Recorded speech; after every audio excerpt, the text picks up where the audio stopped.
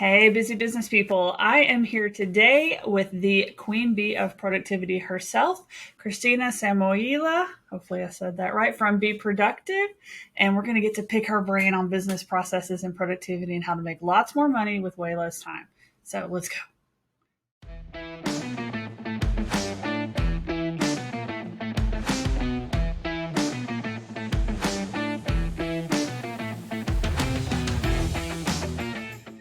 Okay, so Sounds Christina, good. the first thing I want to ask, what is productivity? You know, it's actually surprising how many people ask me how to be more productive, but actually nobody has. I think you're the first person who has ever asked me what productivity is. Everybody just asks me how to be more productive. Um, and the way I view productivity is kind of like in relation to busyness, because a lot of people confuse the two and they feel like as long as you're constantly doing something and you're working on something, then you're productive, right? Well, in my mind, productivity relates back to your strategic goals. So if you have put the thought and the time into developing goals, strategic goals for where you want to take your company or your business or even your personal life in the next week, month, quarter, whatever, as long as the things that are on your action item list match and like progress the goals that you set, then you're being productive. If you're constantly working on stuff that has nothing to do with what you eventually want to achieve at the end of the week or of the month, then you're just being busy. So I think that's kind of how I would make the distinction between the two. Does that make sense? Yeah, I think that makes a lot of sense. And I know one of the ways that you help people be more productive is through processes. So it's like, speak to Yes. that a little bit. Like, what are processes? How do they like weave into our business? Why are they important? Um, so processes are those things that help us be more profitable. Like that is the top and very best goal for building processes, and it's kind of like your recipes inside of your restaurant a little bit. So like if you had a restaurant business and you had your employees just running all over each other and you didn't know whether to tell somebody to go clean a table or go cook the food, or nobody knows what they were doing, then it means you have a lack of processes in your systems. If nobody other than you can cook because you don't have your recipes documented anywhere and they all live inside of your head, that means you've got a lack of processes and standard operating procedures and all of that. But I feel like a lot of people tend to jump straight through like in the bottom line and be like, oh yeah, I need standard operating procedures, for example, or automations, for example. And actually the first ever process um, that you should really look at in your business relates back to what we were talking about before: strategic planning. You cannot build processes around anything, because you're going to end up building processes for the wrong things if you don't first have a process for deciding what things you want to work on. That So makes to a make lot of sure that sense. all of your yeah, so to make sure that all of your processes actually support you moving in a certain direction, you have to have a process for how to set the direction. Yeah, I know that's one of the things that you're actually helping me with right now is making sure that we have some form of like planning mechanism in place because I do like the digital marketer stuff and I have the scalable stuff and I have all these things that are like, this is how you should run your business. But then you have to sit down and actually do them.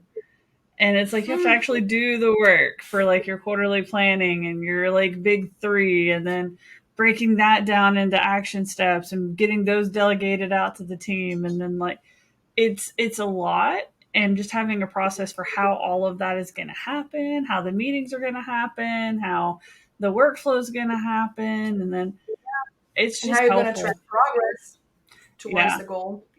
which I know is one of the things that I've kind of sucked at historically, and you've been fixing with amazing dashboards that I just got to see one of them yesterday. That it's just like all the things, all the business data is on the dashboards, and it is absolutely fantastic, and I am in love with it. I mean, it's just it's really cool seeing all the different stuff. So I know there's like I'm even thinking through all the processes that you've helped us put together. And I know some of the biggest ones are when you're bringing on new employees or you're bringing on new clients.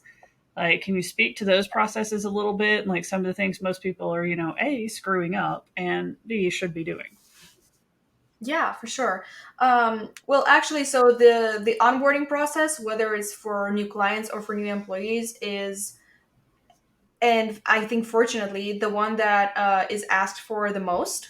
Out of everybody that I've talked to, everybody has kind of asked me for this in one form of another or another. So I want to congratulate, and yeah, everybody who puts active thought into this, because I feel like the biggest mistake that people tend to make is to think that, once you've made the hire, the work, kind of your work as an employer, has stopped. Or like once you bring the client, then yay, you're done. You have the client, they've paid, done. Like, no, the work is just starting.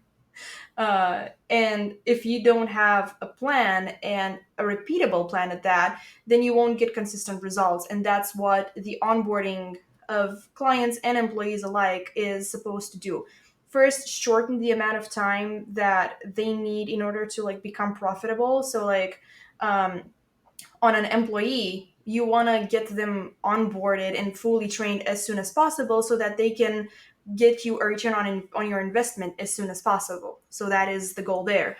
With your clients, you want to get the work done as soon as possible, so that your employees time is freed up. Your client gets to see results, and the fastest your client will see results from your services, the happier they will be, the more they will recommend you forward, and so on and so forth. And the faster you're able to deliver your service, the more you're going to be able to get more clients and more clients and more clients, and scale and grow. So as long as people put the right amount of thought and importance on onboarding, I feel like that's going to help them grow a lot. Well, and I mean, a lot of those sounded connected too, because it's like once you talked about a process for bringing on a new employee or bringing on a new client, and now you have to go and deliver the work, there's a ton of processes and SOPs and things that have to be put into place for that. I mean, you have to communicate Yeah. with the client, you have to keep educating the client, you want to make sure that there's processes for upselling the client or cross selling them into other services. If it's a project, what about when the project is done and now it's time to offboard the client, or an employee is leaving and it's time to offboard the employee and make sure that transition is as smooth as possible? Like, you just like, if you're thinking about that in terms of dollar signs, as you look through Mhm. all the different pieces that you said, it's like, it's the difference between a project that's supposed to take 6 weeks taking 6 weeks, or a couple months, like being something that Yeah. doesn't get done for like 3 months. And the cost and the time and your ability to bring on more clients is all impacted by that. Yep. Yep. Absolutely. And it's not even like, it's also a little bit about risk management. So it's not just like the dollar signs of like how much does it actually cost me to deliver a service or to offboard or onboard somebody. It's also a lot about risk management. So for example, I have clients that I haven't been working with in like a year and a half, and I still have access to all of their systems. Why? Because they never really offboarded me. Oh, that's something I hadn't thought about, especially in a world where you're working more and more with contractors. And it's like you have to have different processes and systems for different types of people as well. So whether a Exactly. long-term contractor, short-term contractor, part-time employee, full-time employee, how they're going to have access to data and management and client information. Like, I know I've seen Exactly. And that where do where you I'll take document? over stuff and like some employee they had 3 years ago is still in their system.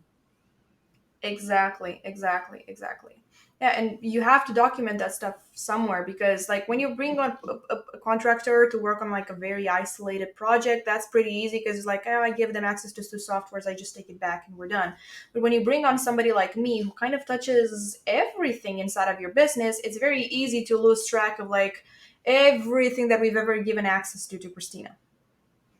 Yeah. So it actually can take literal months before you discover that you actually created a user for me, God knows where, in like some email system that you're not even using anymore. Yeah, I know that some of the stuff that you've been setting up for me just inside of ClickUp is to have access to that, have lists of the different software that we're using, have list of our different SOPs and the status of our SOPs, and if they need to be updated or they're in good shape, or and then all the Yes, processes for who has doing access all to of that. everything. Yeah, and who has knowledge for how to do everything, because the the biggest thing is when you lose an employee is like you're not just losing the employee, you're losing all of their knowledge that they've learned. And if you don't know what all of that knowledge is, you won't ever be able to fully replace and successfully replace that employee with a new one, because you're like, you don't know what the new employee should know. You don't know what you don't know. Yeah, especially here in the US, where like the culture here is to fire people at the end of a day on a Friday versus some kind of like 2 week notice situation where you just won't have the time to, get that knowledge out of their head. You're not going to have time to transition it into a new person. You're going to be Yeah, stuck just trying to learn it all again or try and fill in the gap yourself and be like, I don't know how they did this or what software they were using or, you know, exactly. And that's because most people, like even people who have actually gone through the huge effort of documenting all of their processes, they kind of document everything and then they stop. They're like, yay, it's all documented now. I'm done. Check mark. Where like they don't treat it as a living, breathing document, which is what it should be. They think like, hey, if I documented a process a year and a half ago and I'm hiring a new person today, do you really think that your process has not evolved or changed at all since a year and a half ago? yeah, Because I'm thinking if it hasn't, it might be a problem. Like I would, because business, especially in today's environment, they change so fast that to me, in my experience, it's very hard to believe that a process will not change at all for a year and a half. And if it has changed, but the change hasn't been documented, then you're following outdated procedures and you're going to get outdated results. yeah, especially when you have really smart employees because they're going to be working to be more efficient themselves. So it's like smart Exactly. employees and ones that are working remotely, right? Because they know that, hey, I can like, if I get the work done, I get it done in half the time, I can get my time back most of the time. As a remote Hmm. employee, that's just kind of how it works. It's how it has to work. Yeah.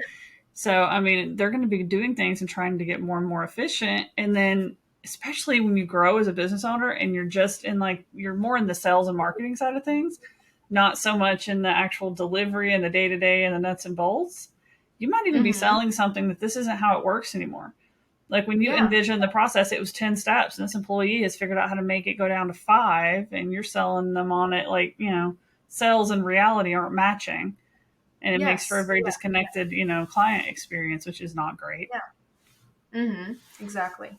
So, and that's another thing where I feel like a reason why people kind of feel scared and tend to kind of like put it off the documenting of systems, like they put it off, is because it feels like such a gargantuan task, because it feels like you have to do it all alone and you have to keep it updated all alone, but that's actually not true. If you're putting intentional thought into it, and if you're communicating your expectations out of everybody to everybody on your team, and if you're really good at like communicating and keeping them accountable, you can actually leverage everybody on your team a lot, because like you just mentioned, at some point you are going to be quite removed from some of these processes like fulfillment. You're not going to be the one doing them forever, so you're supposed to lose touch with it. But just because you lost touch doesn't mean that it shouldn't be kept up to date. It doesn't mean that everybody should lose touch with it. It just means that as you see yourself stepping back from it, you have to put somebody in your place that is now responsible for keeping that process up to date. It doesn't need to be you forever, especially if you're not the one doing the process anymore, but somebody should. And once in a while, like once every 3 months or so, you should also take another look at it, just to make sure like, hey, did this person that I delegated this responsibility to, did they actually keep the process up to date? Am I looking at the right thing? Yeah, I know it's one of the things was we started using Guru to document a lot of ours. Kind of a combination of ClickUp and Guru. ClickUp's like the master list, which is what you've been setting up for us lately, which is like the master list and if things are in good shape or not. But then like Guru is actually assigned to different people so we know who the knowledge expert is and things too. And Mhm. it's made it really easy to keep everything up to date. It's not as bad as what I thought it was going to be. And I mean, it is a little bit of a gargantuan task because, like, as you start documenting processes, as you start actually mapping out, not just like it's kind of like this is what is currently happening, and then you start looking at it and you're like, holy crap, that's a mess. And then you get like a good thing together. So you have to document what is and then look at what makes it Yeah. better. And I mean, just Yeah. having your help through that has been like, it is a little bit of a gargantuan thing. But when people ask me, like, what's the one thing I would say to myself 15 years ago when I started business, like that one bit of advice I would give? Processes. I don't care if Mhm. you're like on your own or you already have a team, like just writing down, like, hey, when I go to do this, I'm not just going to go do it randomly. I'm going to follow these couple steps. If you've got a, stack of sticky notes and stack of index cards just to start doing it because you start making it better when you can see Mhm. it. I mean, that was one of the biggest things I noticed was just having it laid out in front of me. I'm like, oh no, that wouldn't work really well. That's going to feel weird for the client, or this is going to feel weird for the employee. Like, let's juggle this and this, and you can move it around. Yeah, because when you're actually in the middle, in the weeds of doing it, you can't really think big picture and small picture at the same time. So if you're actually in the weeds and doing it, you're kind of running on autopilot and you're just like doing the steps as you know them, as they've been ingrained in your like subconscious or whatever.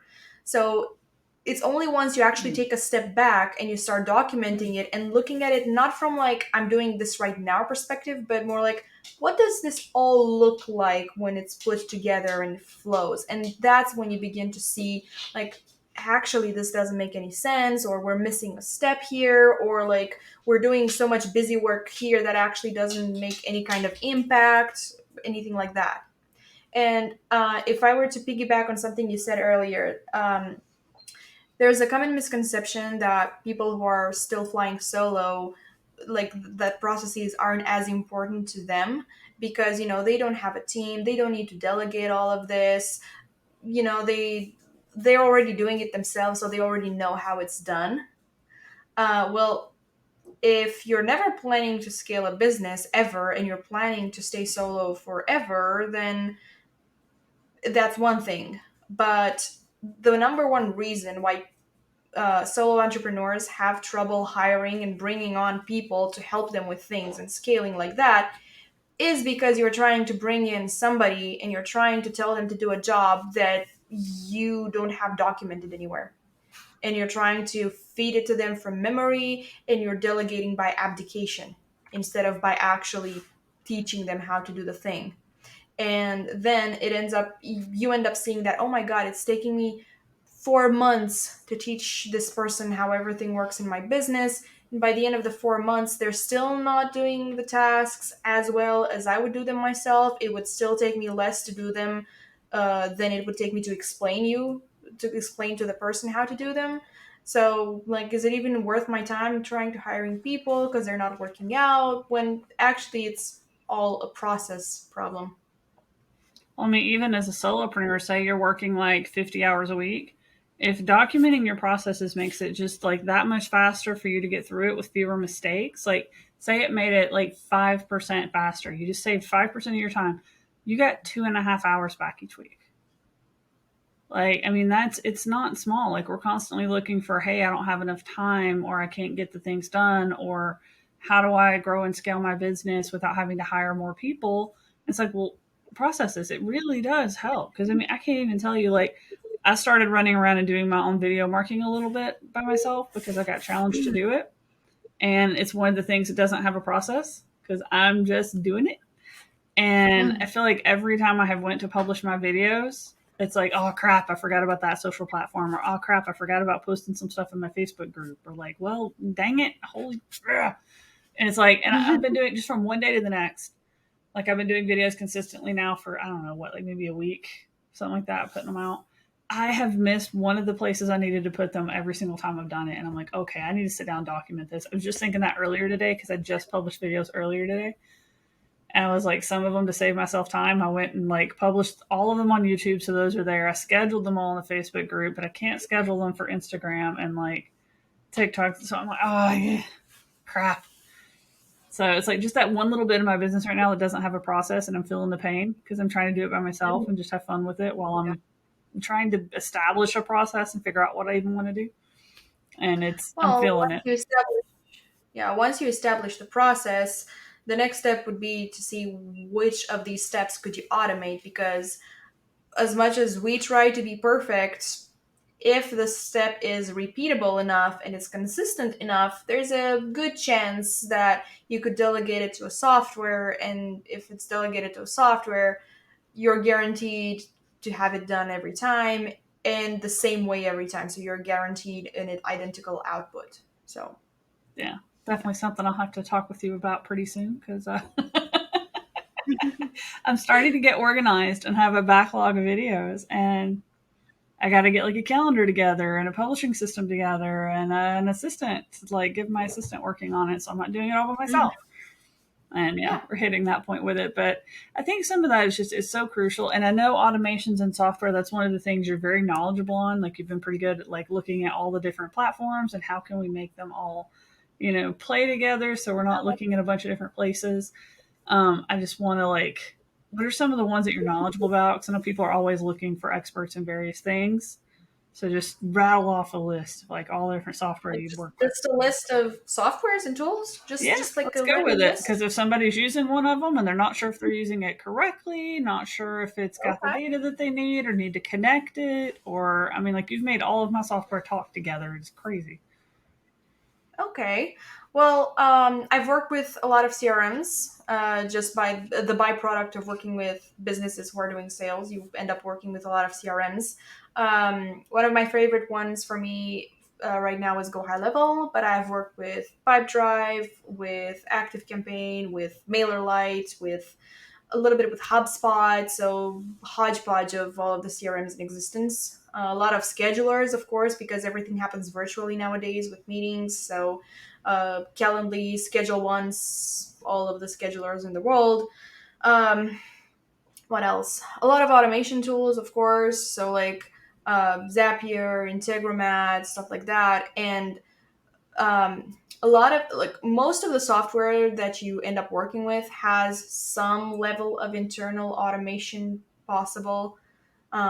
So one advice that I always give people is like, don't immediately go to something like Integromat or Zapier. See if your software can internally handle an automation that you want to do, because it's gonna be a lot less buggy if it can handle it internally than if you have So I to know like like Thrive at the scotch tape. Thrive Automator built in is a good example of that one. Exactly, exactly. Go High Level has a built-in automation tool. ClickUp does, and ClickUp is actually another one of my favorite tools. I've worked with dozens of project management softwares, and out of all of them, ClickUp is the only one that I would actually recommend. Um, what else? Let's see. A lot of content repurposing tools. So I've worked with like Otter AI to handle my transcripts. I've worked with what was it called? Similar to Riverside, like Restream.io for Mm-hmm. that one. You know why I liked Restream.io?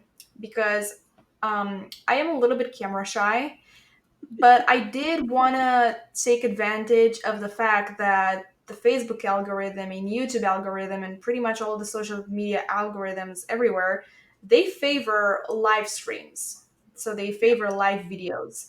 But I never really felt quite 100% comfortable enough to actually be live on video. And I'm like, what happens if I'm going to stumble? What happens if people see that I'm less than absolutely fucking perfect? Or if I say fucking on a call, for example. Right? Well, the reason why I love Restream.io is because it allows me to take a pre-recorded video and stream it as live, as if I was live. So if I'm doing a good enough job on the video and I can pre-edit that and do whatever fancy stuff I want to do with it, then I can still take full advantage of the Facebook algorithm and give it the best chance it has to like go out into the world and be seen by people and do things. That's a neat So idea. I hadn't thought about that too much, but I like that. yeah, so I actually automated my entire content repurposing workflow back when I was doing videos. So that was last year. So that the only thing that I had to do was record a video, put it in a specific folder in a Google Drive, and everything would kind of trigger from there. So I had automations that saw when something was added, like a raw file was added in into that, it would notify my video editor and create a task for him to edit the videos. The task would tell him where to upload the final files.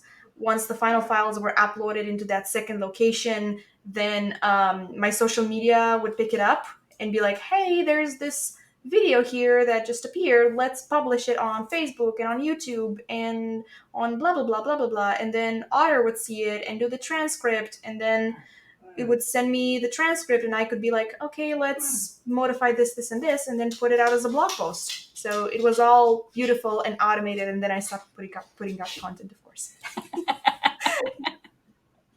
Oh, that's always how it goes. That is always We how each it have our goes. challenges. Like I I put out content for like a month or 2 months because I was excited about the process, and as soon as I started putting out the content, like my first, because that's how I think, I would of course like, how do I make this process as streamlined as possible? Is it a process I'm going to do forever? I don't care. I'm going to streamline it right now and automate it right now. I don't care if it's something that I'm going to do like twice. Oh, that's better than the rest of us. The rest of us run around acting like idiots, putting stuff together, only to realize later that it's all off the rails, and then trying to pull it back. So Yeah. I love all that. I know another ones you were doing, Google Data Studio, which is the one you did the dashboards on for me. So that was another one. I was trying to think of Oh all the yeah. software you've touched for me because I know I have a ton. You've done things with like Oh, Thrive Themes and Thrive Quiz Builder and Thrive Automator, and we've used Miro for Miro. mapping Oh my out God, stuff. Miro. How did I forget to mention Miro? Actually, you're the one who introduced me to Miro, and I have fallen in so in love with it that actually I feel like I run 60% of my business off of Miro and ClickUp. Like, Yep. actually, no, half of Miro. Miro and ClickUp make up like 90% of my business, with like 10% being automation and like Zapier and Integromat. Yep. A little bit of It's go high level for some of the stuff. yeah, So yeah, yeah, yeah, yeah. it's like I'm basically the same thing now. It's like high level, ClickUp, Miro, and then like WordPress with Thrive Themes and all of their mm-hmm. suite of plugins. Like Thrive Themes is not just themes; it's all their other stuff. But yeah, All the other stuff. Exactly. Yeah. Let's see what else. Other tools. Other tools. Um. Slack. Well, We use Slack for Slack. messaging. Yeah, that's actually another one that's really cool. Is we centralized all of the notifications so that instead of having to check your scheduler to see if somebody scheduled a call or look for an email notification when a lead has come through and stuff like that, we actually centralized all of your notifications in your Slack channel. Like we created different Slack channels for different types of notifications so that for, key things that we want to track, so like booked calls, new leads, sales, invoices getting paid, stuff like that, Even notifications are Facebook coming Messenger, through. which like I am notorious for not noticing that I have new messages on Facebook Messenger for like on the business whenever they send messages to the business like Facebook page. I miss those like probably 90% of the time. One of those came into my Slack the other day, and when I caught it, and it was like, oh, hey, cool. That was so cool. Sorry, I had to mention that one. That got me really excited. Nice. Yeah, 'cause I Love miss it. those like almost every time. I had some that it was like a year later I noticed them. Like that's how bad I am. The messages that come in Yeah, on the it's business because page. Facebook doesn't really do a good job of sending you notifications about them.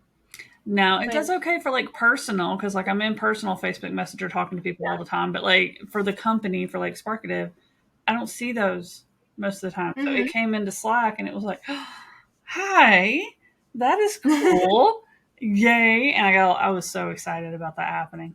It's like because it's all. I mean, you centralized it all, so it's all over there. So it's like I live in Slack and ClickUp, and yeah, everything happens in Slack and ClickUp, and we all have little dashboards in ClickUp to see exactly what's going on, and then we have the like you can embed all the other stuff into ClickUp, so like Google Data Studio and yeah, things like that. I think can even be embedded into there, so you just kind of yeah. live there. but Yeah. it moves so slow that I don't wanna.